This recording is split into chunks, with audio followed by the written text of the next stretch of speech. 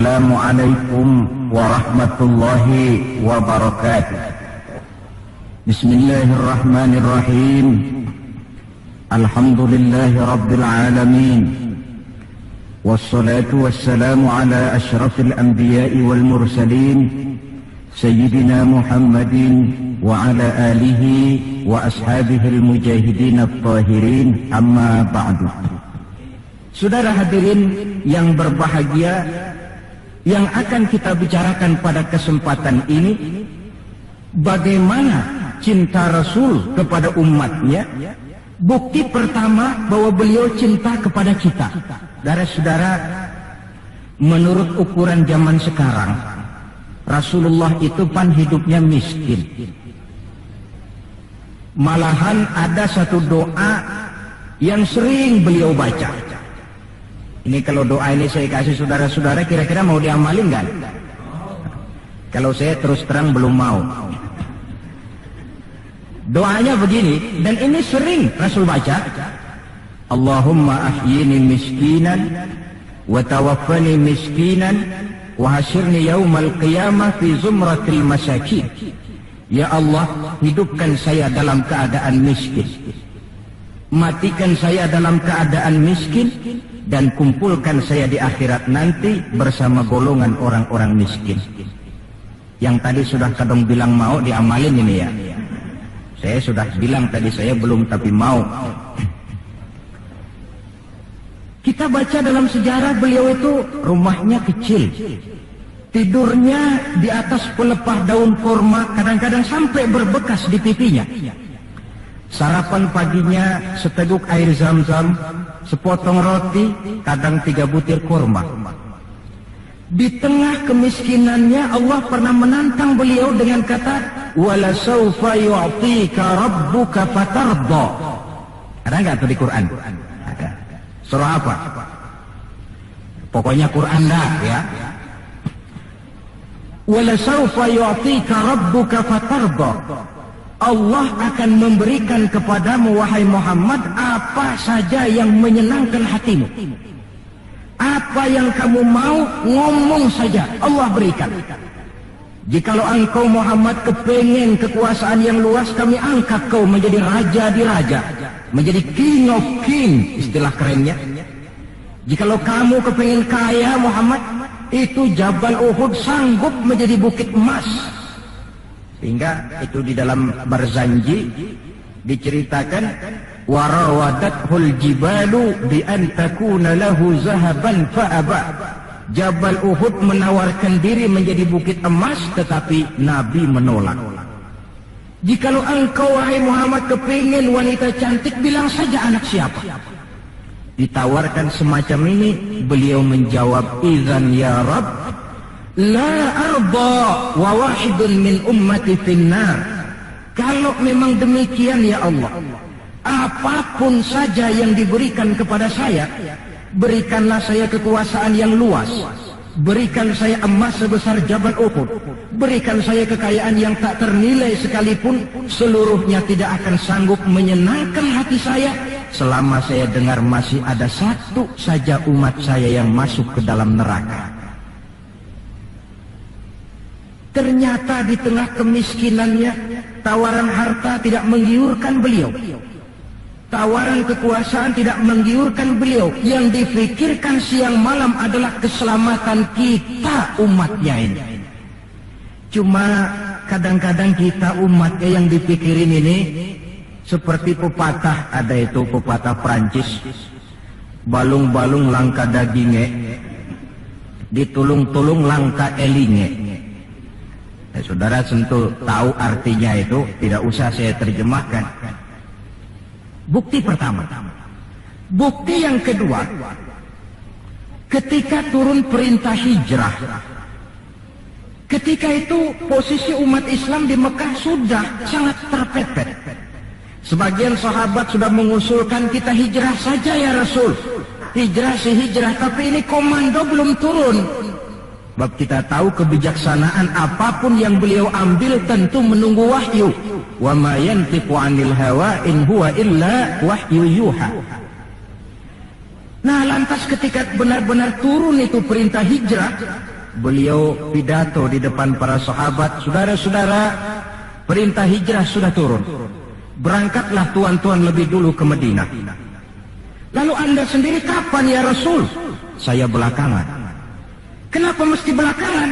Tuan-tuan harus tahu, yang dicari, yang dikejar-kejar, yang diancam akan dibunuh itu saya. Jikalau kita hijrah bersama-sama ke Madinah, kita akan dikejar-kejar terus. Tapi kalau tuan-tuan berangkat lebih dulu ke Madinah, sementara saya tetap berada di kota Mekah ini, tuan-tuan akan sampai ke kota Mekah dengan tenang dan selamat, sebab saya yang mereka cari masih tetap berada di kota Mekah. Keadaan begitu kritis, tapi umatnya dulu disuruh hijrah, beliau bertinggal di kota Mekah menghadang mara bahaya. Ini rupanya pemimpin lebih mementingkan keselamatan orang yang dipimpinnya daripada keselamatan dirinya sendiri. Enggak mentang-mentang turun perintah hijrah terus ngepak koper. Umatnya yang disuruh berangkat dulu, keselamatan umatnya yang dipikirkan, cintanya kepada umatnya. Bukti yang ketiga, saudara-saudara, bahwa Rasul cinta kepada kita. Dikala beliau akan datang ajal, hari Senin tanggal 12 Rabiul Awal seperti hari kelahirannya. Dikala itu sakit beliau sudah agak payah. Datang waktu subuh di Madinah ini, Bilal pun azan di masjid. Selesai azan, sebagian sahabat melakukan sholat sunnah qobliyah, lalu menunggu kedatangan baginda Rasul sallallahu alaihi wasallam untuk mengimami sholat subuh.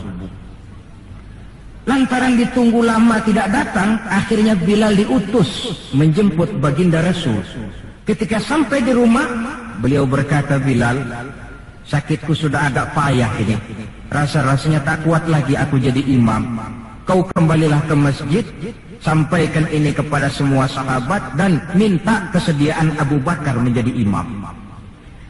Bilal dengan muka sedih dan air mata berurai membasahi pipi berangkatlah ke masjid.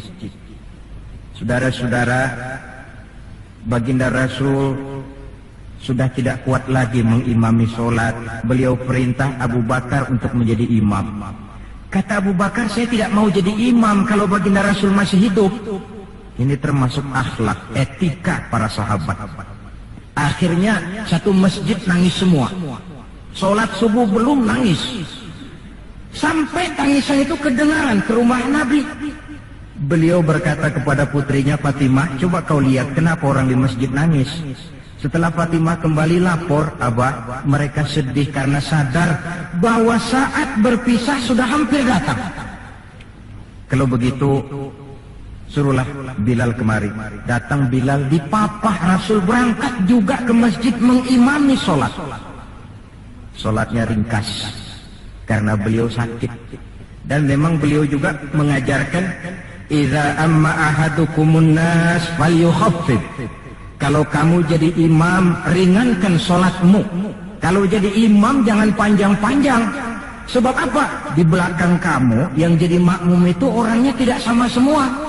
Ada orang tua yang diri saja sudah payah. Ada orang yang punya penyakit darah tinggi, kalau sujud kelamaan kepalanya ngebet. Ada yang habis sholat janji mau terima duit, kakinya sudah gatal kepengen pulang. Kalau jadi imam, jangan lama-lama, kata Rasul. Tetapi kalau kamu sholat sendirian, falyutawwil ma syaa, persilakan sepanjang yang menurut kamu mau. Jangan mentang-mentang sudah dipilih jadi imam, overacting. Jadi imam sholat isya, rakaat pertama selesai Fatihah surah Baqarah. Rakaat kedua selesai Fatihah surah Yasin. Namanya makmum, tidak punya alternatif, tidak punya pilihan, ikut sih ikut. Tapi kan hatinya kan ngedumel. Paling sekali ini doang dah gua sembahyang di sini. Besok nggak bakalan gua balik lagi. Kenapa? Imam nggak tahu diri. Jadi bahasa lain, kalau dalam bahasa sosial ini, imam harus ngerti aspirasi makmum. Pemimpin mesti tahu kehendak orang yang dipimpinnya. Kalau tidak, yang akan timbul pasti partisipasi semu. Yang saya khawatir, kalau makmum dipaksa mengikuti maunya imam, yang akan makin subur ialah timbulnya mental-mental munafik. Manis jika berhadapan, balik belakang lain bicara. Pandai bermain minyak di atas air, tapi pada gilirannya menggunting dalam lipatan, menjegal kawan seiring. Sopannya kayak belangkon, depan rata, belakang ngepelin. Tentu kan tidak enak timbul partisipasi yang semacam ini. Selesai sholat, baginda Rasul bangun, lalu pidato singkat di depan para sahabat. Saudara-saudara, rasa-rasanya saat berpisah sudah akan datang. Lama kita bergaul, tentu sedikit banyak terjadi kesalahan yang saya lakukan. Maka barang siapa yang pernah saya pukul tanpa saya sengaja, balaslah sekarang. Barang siapa yang hartanya pernah saya ambil tanpa alasan yang hak, silahkan dia tuntut dari saya. Mana ada pemimpin menjelang wafat ini minta dipukul oleh umatnya.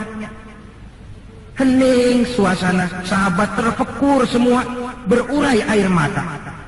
Di dalam keheningan yang demikian rupa, tiba-tiba seorang sahabat bangkit. Saya ya Rasul. Ada apa? Sahabat itu namanya Sawad, sesuai dengan namanya, orangnya rada hitam. Ya Rasul, dalam satu peperangan, Tuan mau mecut onta. Tuan sih mungkin nggak lihat bahwa saya di belakang onta itu. Saya kena pecut. Jadi bagaimana? Ya saya nuntut balas dong. Ini sahabat yang lain jengkel nih, Sawad gila juga. Orang sudah mau berpisah begini, masih nuntut balas. Baik Sawad, Umar, tolong ambilkan cambuk.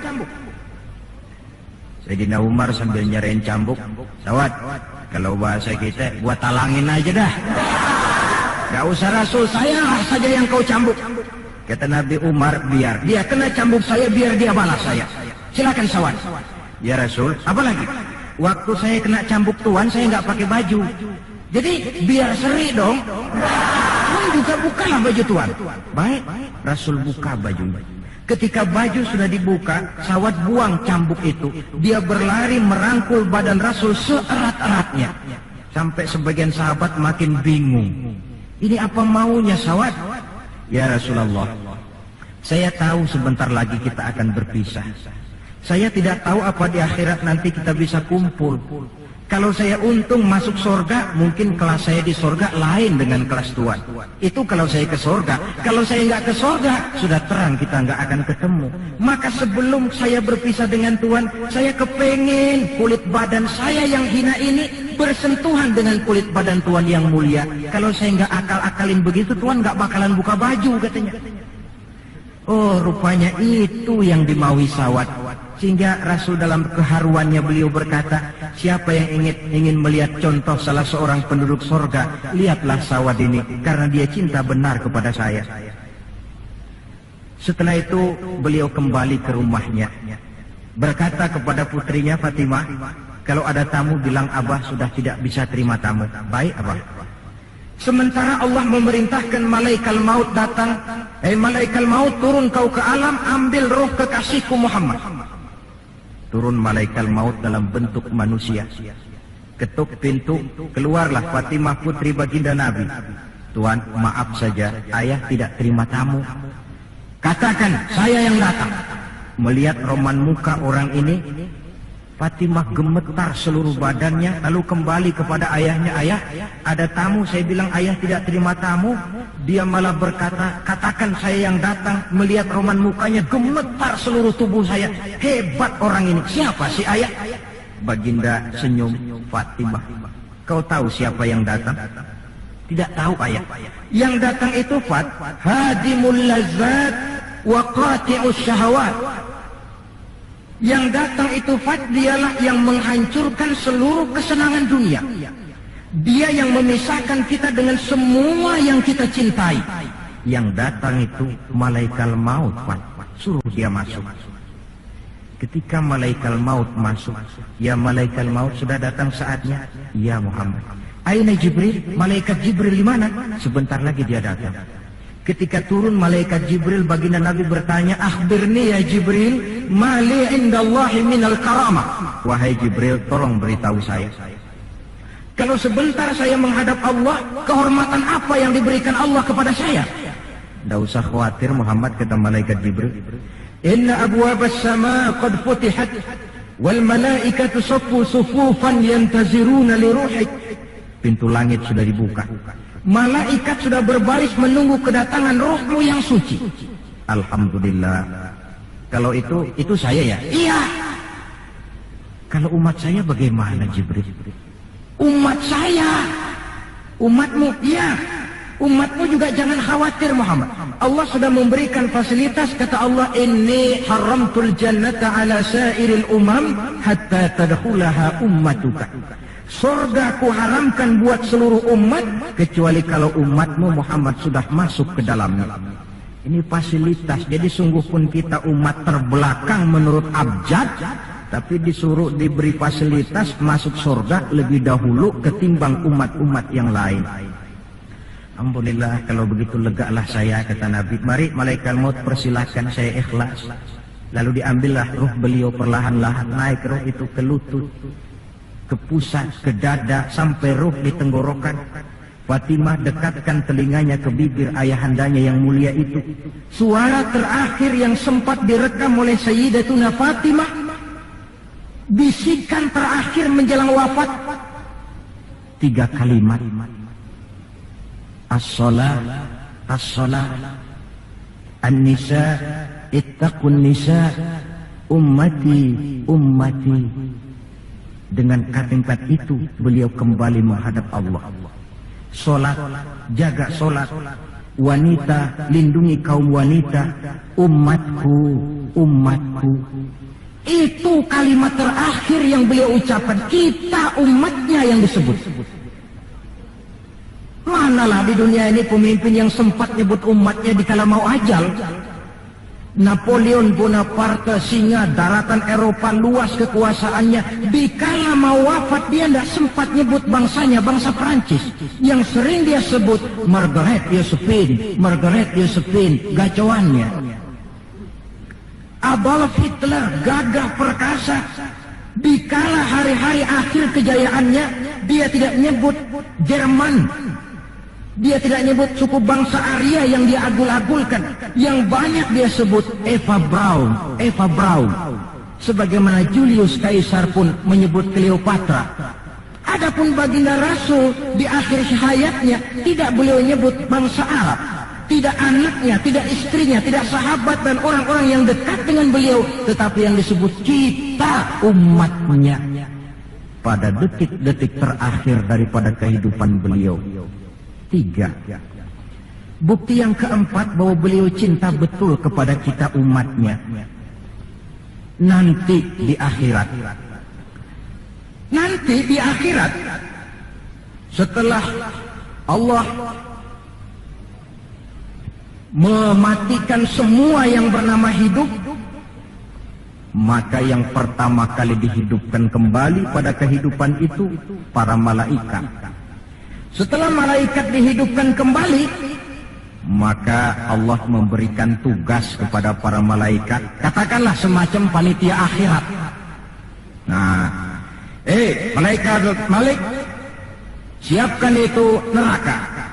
Aku akan bakar itu bajingan-bajingan tengik, koruptor. Mereka yang ketika di dunia tidak mau sujud, mereka yang jauh dari majelis taklim, mereka yang benci kepada ulama. Kau Ridwan, siapkan surga. Aku akan balas hamba-hambaku yang ketika di dunia mereka rajin sujud, dekat dengan ulama, menyintai majelis taklim, gemar berbuat kebajikan. Kamu, Jibril dan Mikail berangkat ke surga, ambil kendaraan yang bernama Buraq, bawa pakaian kebesaran, turun ke alam, cari di mana kubur kekasihku Muhammad, bawa dia ke surga. Turunlah malaikat Jibril dan Mikail. Ketika itu alam sudah rata. Malaikat Jibril berdoa, ya Allah, saya mohon pertolonganmu agar bumi yang menyimpan tubuh suci Muhammad terbuka hendaknya. Terbuka kubur Nabi. Beliau bangkit dari kubur mengusap-usap mata seperti orang bangun tidur.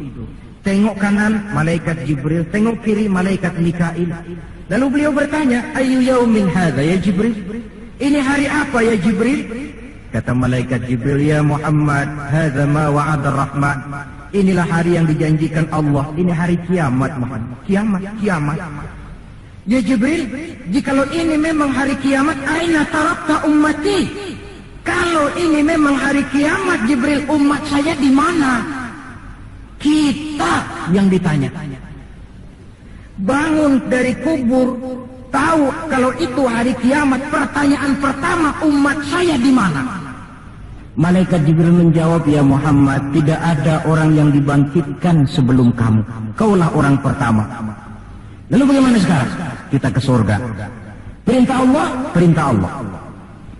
Berangkat ke surga.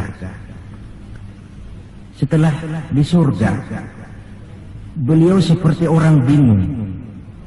Sampai Allah menegur, ya Muhammad, apa kurang enak surga? Enak ya Allah. Apa tidak cukup fasilitas? Cukup.